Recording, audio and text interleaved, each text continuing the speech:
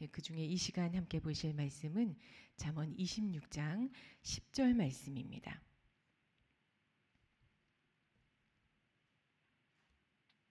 잠언 26장 10절 말씀, 한 절 말씀 다 함께 한 목소리로 봉독하겠습니다.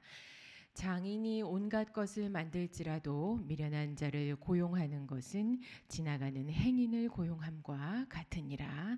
아멘. 가르치라는 십자가 앞에서라는 제목으로 말씀을 함께 나눕니다. 지금 일주일씩 계속 이제 뵙고 있어요. 방학 중이라서 일주일씩 뵙고 있습니다.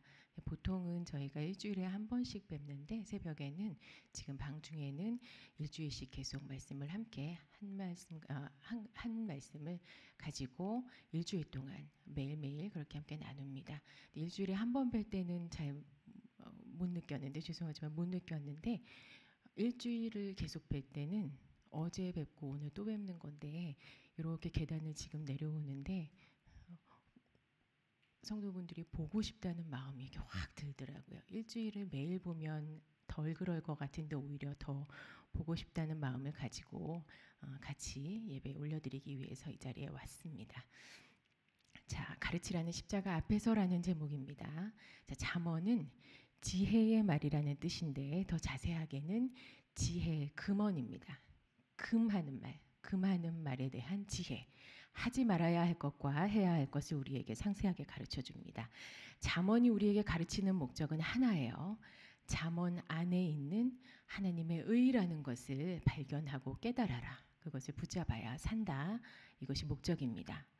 자, 그러면 잠언 안에 있는 하나님의 의, 이거는 어떤 의를 말하는 걸까? 인간이 판단하는 도덕적인 의가 있고 다 설명이 안 되고 다 이해가 안 되는 하나님의 의, 이렇게 두 가지가 있는데 그 중에서 이 인간의 도덕적인 의가 미칠 수 없는 그 너머의 일을 위해 너는 하나님의 일을 선택해서 순종해라. 이런 의미로 우리가 의로움을 깨닫고 실천하도록 잠언은 쓰여졌습니다. 자, 그러면 잠언이라는 말의 뜻이 금하는 말이라는 뜻인데 금하는 목적도 알 수 있습니다. 금하는 이유는 하나님께서 사람을 살게 하려고 살리게 하시려는 목적이에요. 잠언의 목적이요. 다른 말로 하면 이게 소망이라는 말이겠죠. 그래서 이 잠언에 담겨 있는 하나님의 의가 뭐냐라고 묻는다면 간단하게 대답할 때 십자가예요. 십자가로 하나님께서 설명해 주시고 십자가로 하지 말아라 명령하시고 할 것으로 십자가를 이끌어 주시고 십자가처럼 순종하게 하십니다. 자, 오늘도 우리 앞에 세워져 있는 십자가가 나오는데 이 말씀으로 하나님을 또 소망의 하나님의 의를 더 깊이 알게 되시기를 바랍니다. 자, 오늘 말씀에는 장인이 등장하고 그 장인이 사람을 고용하는 것에 빗대어서 하나님의 의로움을 우리에게 알려주고 있습니다. 자, 본문에 나오는 장인이라는 말은 리더를 뜻합니다. 리더, 책임자죠. 누군가를 고용하는 입장이고 일을 시키고 가르치고 나아가서는 성장시키는 책임까지 있는 게 장인입니다. 자, 그런데 장인이 좋은 일을 생각해내고 실제 만들어내는 역할까지 한다 하더라도 조건적으로는 반드시 누군가 다른 사람이 있어야 합니다. 사람 혼자서 경제를 만들어갈 수는 없어요. 경제도 그렇고 가정도 사회도 하다못해 혼자 운영하는 1인 기업도 구매자가 있기 때문에 기업이 존재할 수 있는 겁니다. 오늘 본문에서는 사람을 쓰는 것, 결국에는 이게 관계의 범주인데 사람과의 관계 중에 특히 서로 일로 엮여 있는 형태를 비유로 해서 이런 관계 가운데 과연 십자가는 어디에 꽂혀 있고 어떻게 우리가 그 십자가를 잘 붙잡고 의지해야 하나, 이것을 우리에게 가르쳐주고 있습니다. 자, 본문을 보니까 고용할 때 고용해야 하는 입장이 나오죠. 사람을 쓸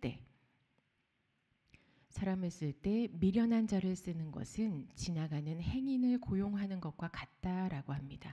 이 지나가는 행인은 일에 대한 전문성도 없고 열심의 노력도 없고 나중에는 이 해로움과 악을 미칠 수밖에 없는 사람입니다. 이제 그러니까 사람을 쓸 때 결국은 쓰던 협력하던 관계죠. 반드시 주의하고 신중해라. 제일 먼저 이 메시지를 주고 있습니다. 그동안 잠언을 읽으시면서 그 잠언뿐만 아니라 구약에 나오는 여러 이야기들의 그 사례들을 통해서 우리는 사람 관계의 그 실수들을 봐왔습니다. 그래서 성경은 조심해서 사람을 쓰면 무언가에 주의하고 그럼으로써 결국 복음의 권위를 잃지 말아라, 잃지 않도록 주의해라 라고 끊임없이 경고하고 있습니다. 사람을 임명하고 쓴다는 것에는 많은 집중도 필요하고 또 그만큼 많은 기도도 필요합니다. 보통 기도 많이 하시죠.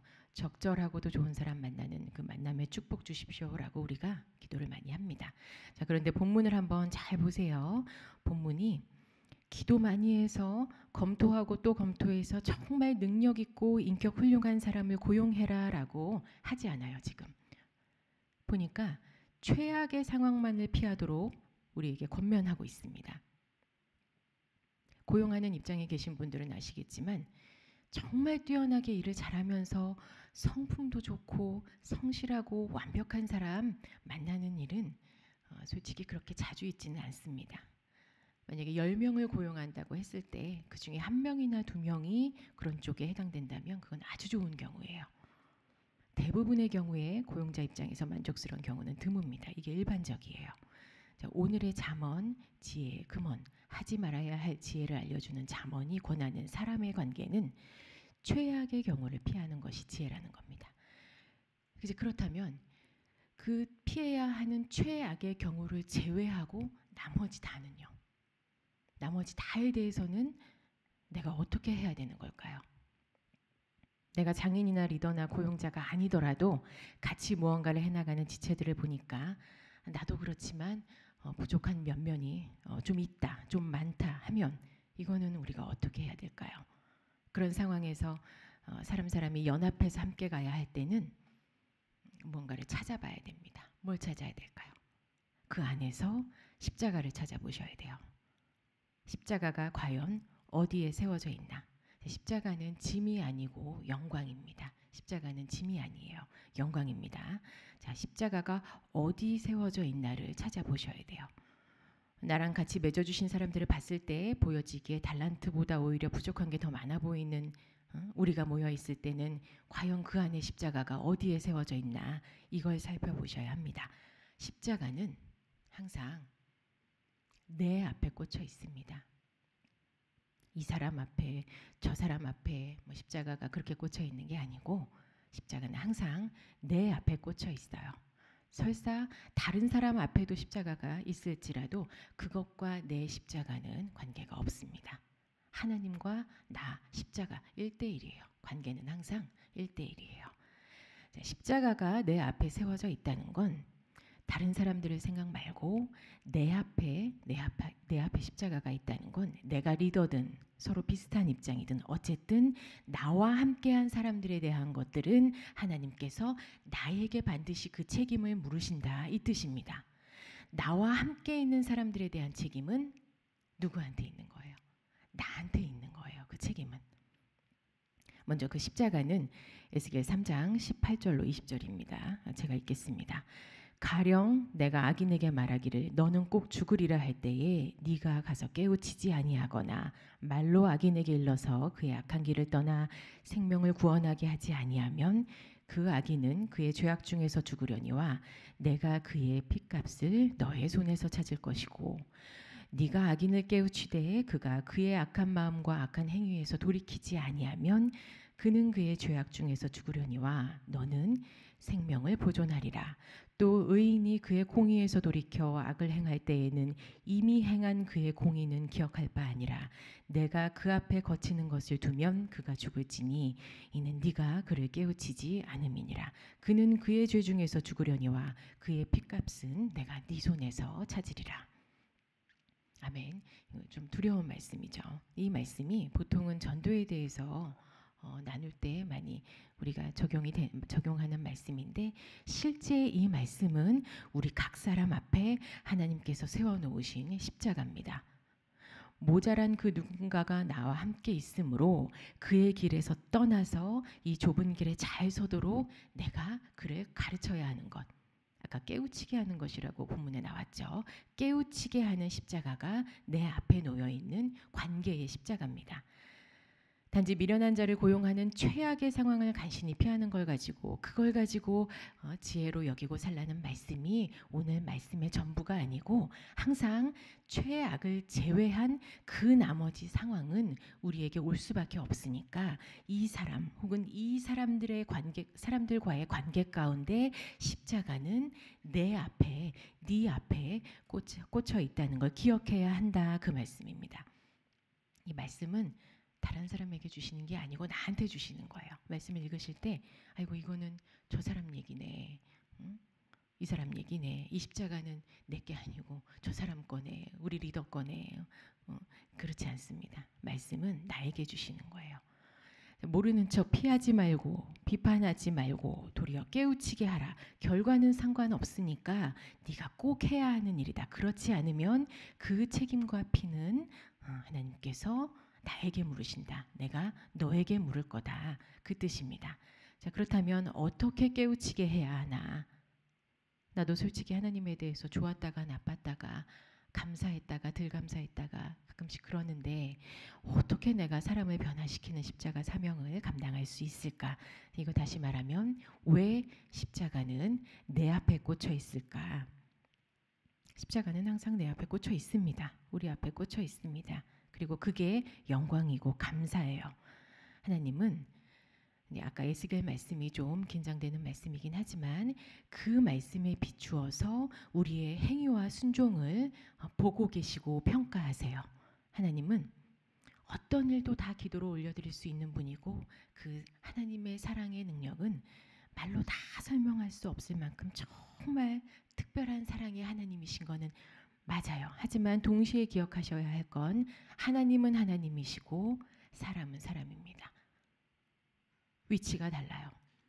땡깡을 부릴 수도 있고 하나님 품에 안겨서 모든 얘기를 주고받을 수도 있는 관계이긴 하지만 하나님은 하나님이시라는 것도 기억하셔야 돼요. 계수하고 계시고 달아보고 계십니다. 그래서 아까 에스겔 말씀에 따라 우리 앞에 십자가를 꽂으셨을 때 우리는 순종해야 하는 겁니다. 그러면 어떻게 깨우치게 하는 순종을 감당할 수 있을까? 나보다 더 믿음이 연약한 사람들 혹은 부족한 사람들과 함께 있으면 어렵습니다. 쉽지는 않습니다. 왜냐하면 내가 더 부족하고 내가 연약하기 때문이에요. 내가 거의 하나님과 비슷한 사람이라면 어려울 게 하나도 없습니다. 내가 다 품어버리면 되니까 어려울 게 하나도 없어요. 하지만 사람의 한계는 반드시 있습니다. 한계가 높이 있냐 낮게 있냐의 차이겠죠. 사람들이 깨우치게 하는 방법은 사람들이 나를 닮아가게 해야 합니다. 우리가 예수를 닮아가게 하라. 예수를 닮아야 한다. 이렇게 보통은 말씀하시죠. 십자가를 보고 예수를 닮아가게 하려면 그 사람들이 십자가를 보고 예수를 닮아가게 하려면 나를 닮아가도록 깨우치게 하셔야 해요. 그런데 나는 그런 사람은 못 되는데 그런 사람은 못 되는데 어떻게 나를 보고 닮아가게 할까? 그래서 우리가 엎드려야 합니다. 엎드리는 것밖에 없어요. 십자가 붙잡고 내 앞에 있는 십자가 붙잡고 그 앞에서 엎드려서 기도하셔야 하는 겁니다. 내가 하나님 앞에 엎드려서 십자가를 붙들 때 그때 그 가르치는 반응, 가르치는 역사가 일어납니다. 사람을 붙잡고 가르치는 게 아니에요. 가르쳐야 한다는 사명은 그 사람을 붙잡아서 앉혀놓고 내가 내 지혜와 지식으로 가르치는 게 아니에요. 예수를 닮아가게 하기 위해서는 나를 닮도록 해야 하고 사람들이 나를 보면서 예수님을 볼 수 있도록 해야 합니다. 그렇게 하기 위해서는 엎드려야 하고 내가 십자가 밑에서 엎드려서 기도할 때 은사가 흐르듯이 성령의 역사도 십자가에서 나한테 흐르고 나한테서 사람들에게 흐르게 되어 있습니다. 아시겠죠? 나를 닮아가게 한다는 건 내가 엎드릴 때 나를 불쌍히 여기시는 성령 하나님의 역사가 일어나고 그 역사가 흘러가서 사람들이 그 성령 안에서 예수 그리스도가 누구신지 우리 하나님이 어떤 분인지 영으로 알게 되고 반응하게 되는 겁니다. 이제 이게 우리가 함께 가야 하는 사람들에게 가르치라는 십자가의 일입니다. 자, 말씀을 맺습니다. 자, 오늘 잠언은 최악의 경우를 제외하고 붙여주시는 우리 주변의 사람들, 특히 더 연약하고 부족한 사람들에게 마찬가지로 연약하고 부족한 우리가 어떻게 십자가 붙들고 가르쳐야 하는지를 알려줬습니다.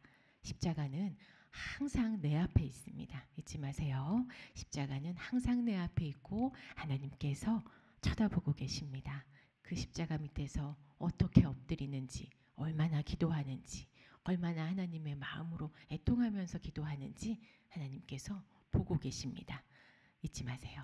자, 바라기는 이 일들을 엎드려 기도함으로 감당하시고 맺어주신 사람들에게 성령의 역사를 흘려보내시면서 예수를 보이는 우리 귀한 성도분들 되시기를 간절히 소원합니다. 기도하시겠습니다.